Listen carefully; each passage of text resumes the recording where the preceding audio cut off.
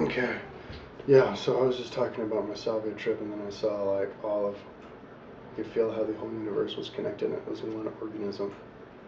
And then, but then all the little different individuals, us, are part of that, but we're all like discovering, we like, even though we're part of this one universe, this one organism, we still don't know it. We still don't know that what we are. Like God doesn't even know what God is. And so that's like what we're all living for, is like just experiencing all the different experiences that you can imagine. And so like that's all what life is. And so basically the philosophy of Bashar is that nothing really matters. So like all that matters is that you express who you are, because you are this spark of God. You are this manifestation of creativity that God sent his own particle of himself out to experience a new experience. So there's no wrong way of experiencing, because you are you. And so you just do what you want. And the way that you know that you're doing what you want is if you get excited about it. And then it makes you happy and you just want to keep doing it. And so you just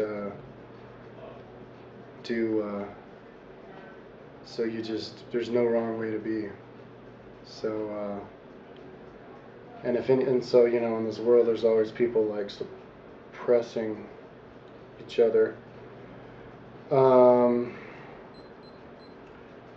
and that's because they were just taught to be suppressed, because there were people who, I guess, get attached to being closed-minded and only believing this one little thing, that they get scared, I guess, if you bring them out of that.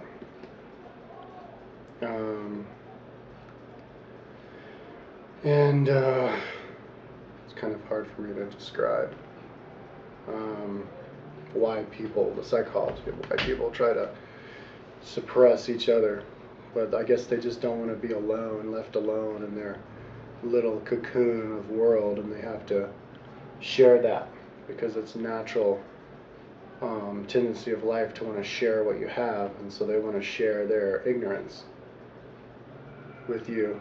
And if you leave them, then they won't like that, because they won't get to share it with somebody, but also because they think they're doing you a favor by making you conform to their ideas, because that's what they think is important. So anyway, it's kind of hard to fathom. But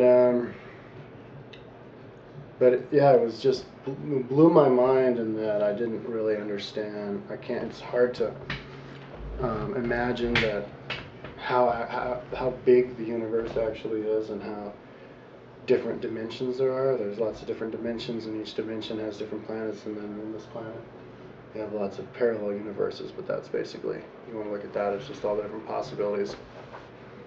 But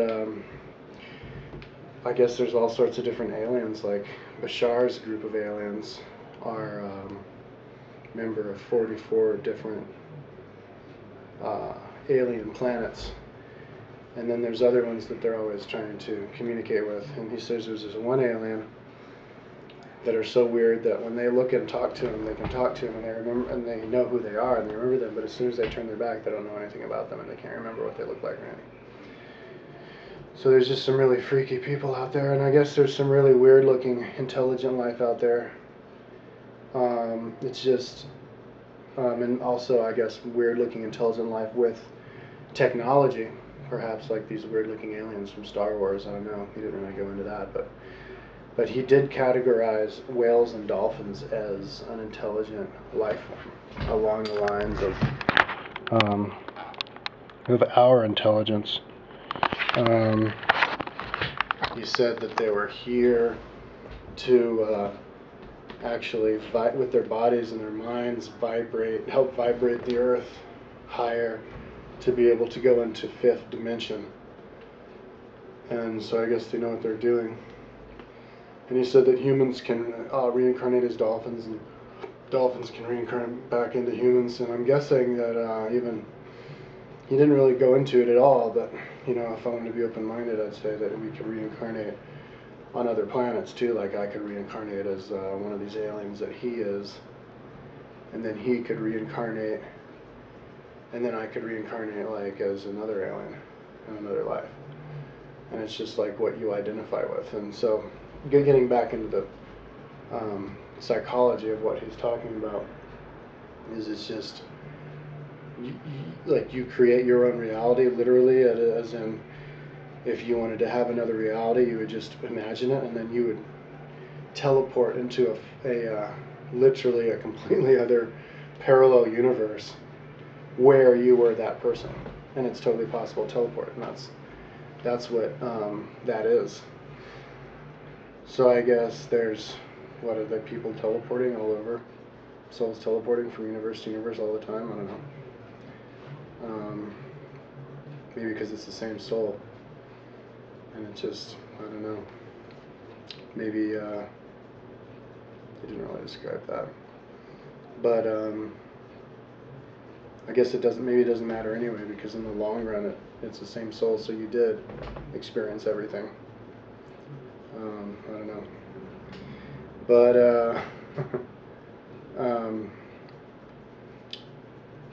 he didn't bring in the double slit experiment, but definitely the double slit experiment is definitely good to illustrate what he's talking about. The double slit experiment is where they shot light through two slits to the screen on the other side, and well, they shot protons, and the protons shot through, and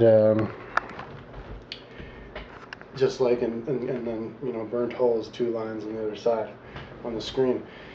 And then they did it with photons, which are also, I mean, they're not particles like they know that protons are, but they were actually photons, which is a part of something we don't completely understand, like the electromagnetic wave. So they were shooting them, but they thought that they were particles. And when they shot, you know, through one slit, then it was it showed up like one slit, so like it was one particle shooting through. But then when they had two, they had multiple slits, which means that the photon is not a particle. It's actually a wave.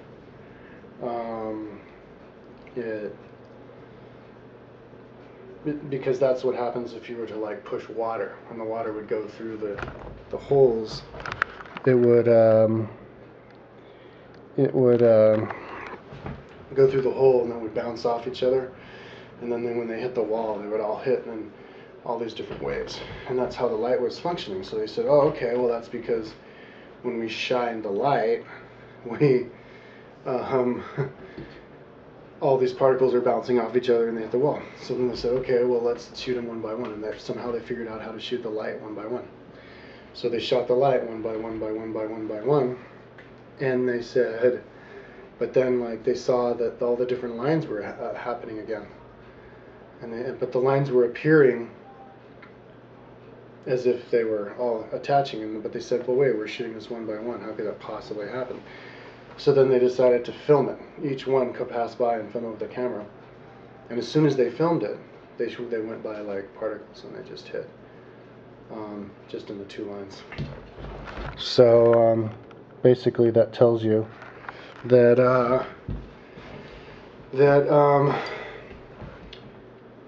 them turning on the camera and watching it made you fuse into this particular universe.